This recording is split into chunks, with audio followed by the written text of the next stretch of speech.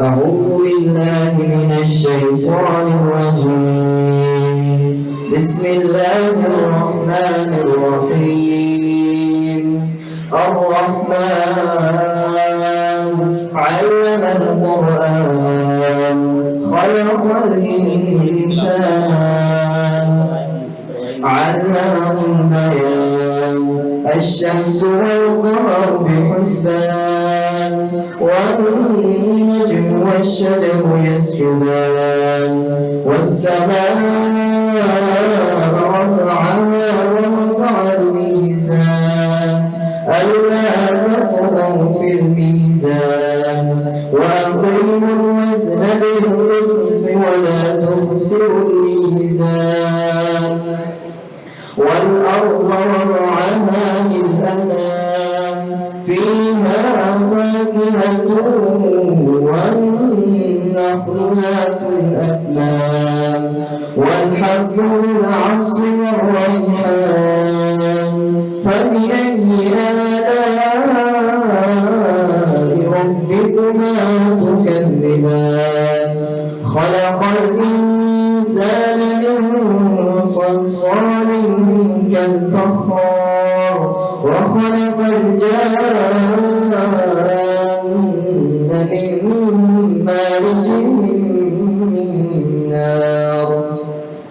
فبأي آلاء ربكما تكذبان رب المشرقين ورب المغربين فبأي آلاء ربكما تكذبان مرج البحرين يلتقيان بينهما برزخ لا يبغيان فبأي آلاء ربكما تكذبان يخرج منهما اللؤلؤ والمرجان فبأي آلاء ربكما تكذبان وله الجوار المنشآت في البحر كالأعلام فبأي آلاء ربكما تكذبان كل من عليها فان ويبقى وجه ربك ذو الجلال والإكرام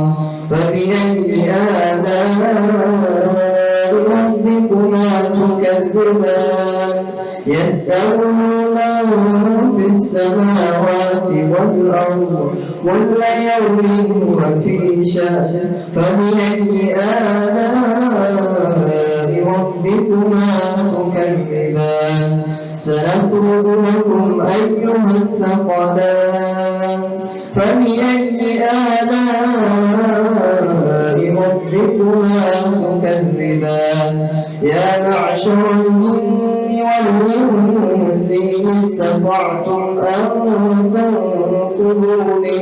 من أقطار السماوات والأرض فانفذوا لا تنفذون إلا بسلطان فبأي آلاء ربكما تكذبان يرسل عليكما شواظ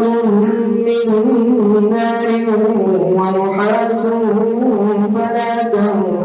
تنتصران فبأي آلاء ربكما تكذبان فإذا انشقت السماء فكانت وردة كالدهان فبأي آلاء ربكما تكذبان فيومئذ لا يسأل عن ذنبه إنس ولا جان فبأي آلاء ربكما تكذبان